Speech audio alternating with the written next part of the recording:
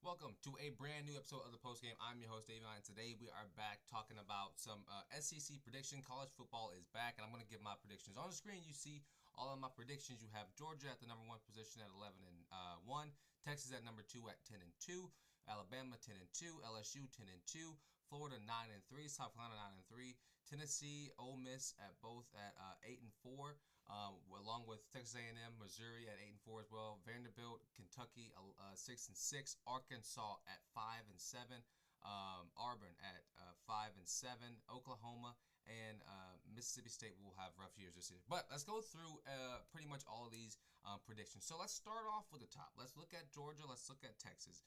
To me, these two positions, these two teams are very interchangeable. I think Georgia and Texas pretty much will run the gauntlet on the SEC conference. I think you look at those two teams, you see two teams that are built and made for the SEC, two teams who have had their name on the SEC over the past two seasons, especially Georgia with the past like two to four seasons.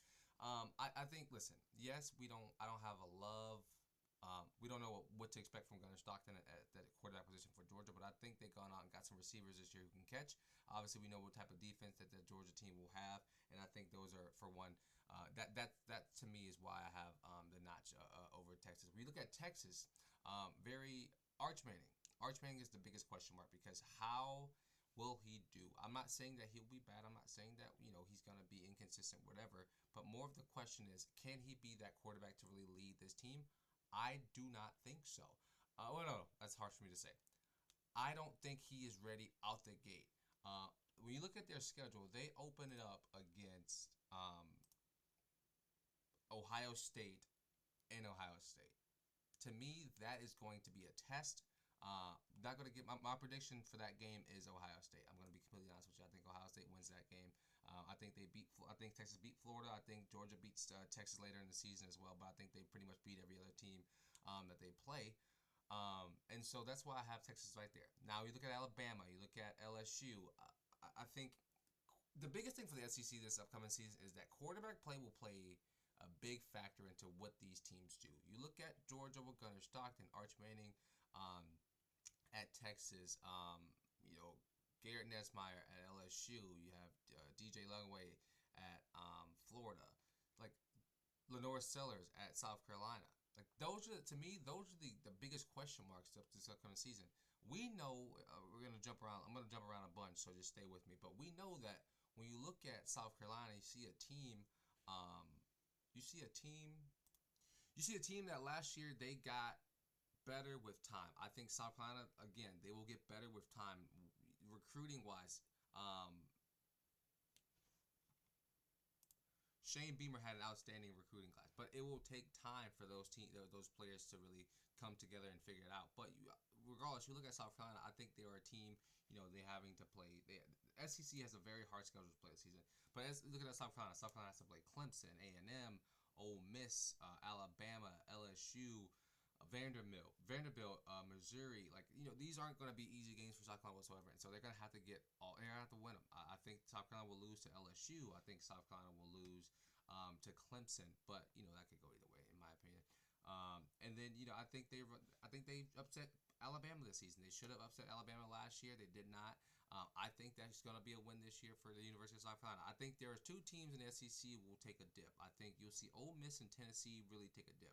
I think not because they're fault of their own. I just think you look at the SEC, it's very top heavy, and it's going to be a very hard conference to win. So I see Ole Miss, Tennessee taking a dip. I see Missouri and A&M staying pretty much where they are.